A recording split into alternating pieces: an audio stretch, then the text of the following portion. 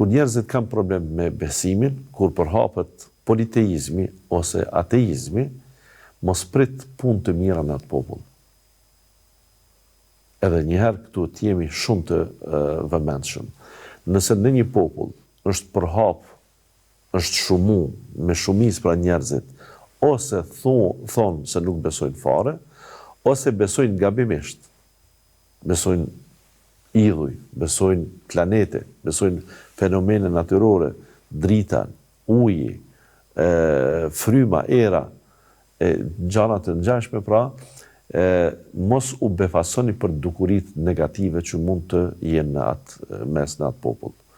Mos kërkoni njerëzillëk, humanitet tek njerëzit që nuk besojnë, se nuk kanë llogari të respektuar të legjikues.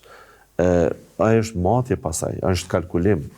Njeriu duhet të shoh pse ka arsye që unë t'jem i mirë me ty. Pse ka arsye që unë t'jam bamirës ndaj teje. Pse ka arsye që unë të solidarizohem me problemin tënd. Pse ka arsye që unë të vuaj me vuajtjen tënde, të çaj kur çan ti. Të ngushëlloj kur ti ke fatkeqësi, ke rastëdhje tjera. E kundërta, pse unë du të gëzohem me gëzimin tënd? Pse unë du të solidarizohem me ty? Pse unë du të vi në dasmën tënde apo të djalit tënd, të fëmijës tënd? Pse unë duhet që me ty të jem në një vi, në një hap?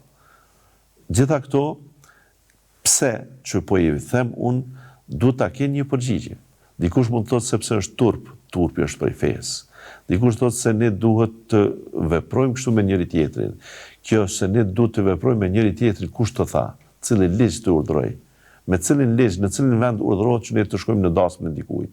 Me thoni, në cilin ligj, në cilin vend të botës është e obliguar që ne të shkojmë në ngushëllime. Këto bëhen nga aspekti tërësisht moral, human. Ky morali dhe ky shpirti i njeriut që solidarizohet me tjetrin e ka një burim, e ka besimin. Andaj, popuj që kanë moral, me domos janë popuj që janë të ndikuar nga besimi hynor, në të kundërtën, pos patën besim, ata e humbin rrugën.